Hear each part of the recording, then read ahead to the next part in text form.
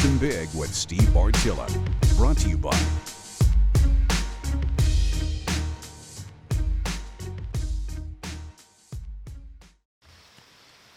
one of the first things a person needs to do if they want to get the max out of their hunting efforts before they start hunting a specific area is to, frankly, take inventory of the specifics of that area. Are we talking a heavily hunted public ground? If we are, I'm telling you what, I'm going to go ahead and I am going to treat that completely different. On heavily hunted public or private ground for that matter, what I'm going to do is I'm going to strive to find those pockets that others aren't hunting. How does Mr. Big get to be mature in that setting? Well, he gets to be mature by doing what he's not supposed to and living where he's not supposed to live. Otherwise, he has a high tendency to die young. I'm going to do nothing to draw any attention to myself, and I'm going to pick my shots very carefully.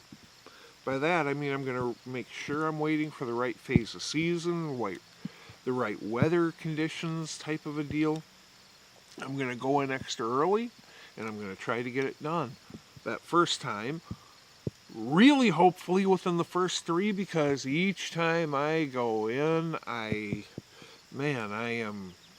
I'm pushing it, because that heavily pressured buck, geez, if he gets much past a year old, he's got a PhD in survival.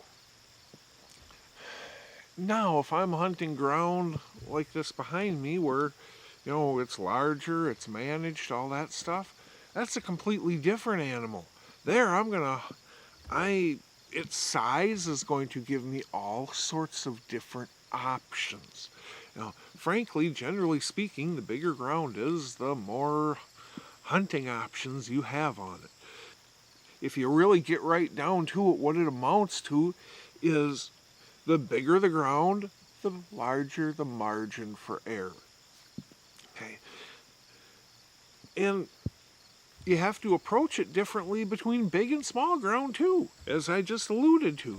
That person who's hunting that 40 acres, one of the biggest challenges you are going to have is to do nothing but target the primo stand site options you have on that 40 acres and then match that to the phase of season. By that, what I mean is that funnel that's separating 2 family group bedding areas. Obviously, that's where you want to be during the rut.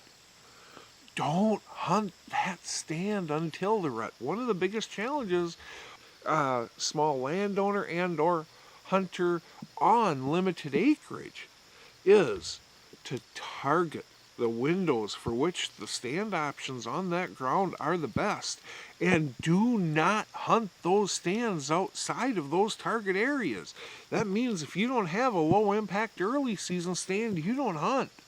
Now, and that's the other thing that I just dovetailed in there, and that is start your season out with as low of impact as possible, and as the season goes along, gradually increase that impact. Because one of the biggest mistakes that a lot of people hunting small acreage do is they explode that property within the first couple sets.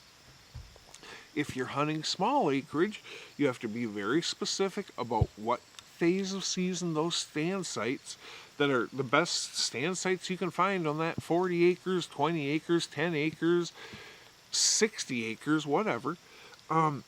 Target the best stand sites you can find, and then go ahead and see which phase of season does this line up with best. Is this best for early season? Is this best for a late season setup? Is this a scrape setup? Is this a rut setup? Target your activities. When you can match your approach to hunting to the specifics of that area, the specifics of that property, we're going to be so much better ahead.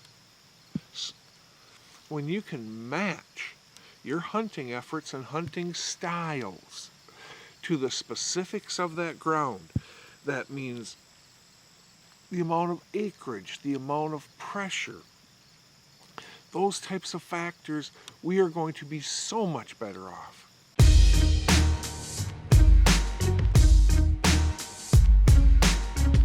Hunting Big with Steve Bartilla. Brought to you by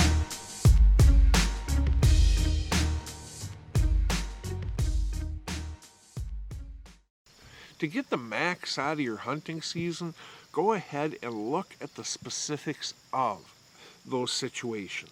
Okay, where do you hunt? How much acreage do you have access to? Do you have access to 3 or 4 different properties, or are you just hunting one area? Are they heavily pressured deer? Are they lightly pressured deer? Each one of those things and so many more is going to factor into how we should approach that ground. For example, if you have limited acreage, you are going to want to scout the property, find those primo stand sites, and then match those primo stand sites to the stage of season. Then you also want to, generally speaking, apply a gradually ramping aggression factor. You want to keep your impact as low as possible to start the season, only to gradually ramp it up during the rut when, frankly, bucks and even does are more tolerant of human activity because they got so much other stuff going on. You match your approach to the specifics of the property, the area, and the deer you're hunting, and you are going to be so much better off.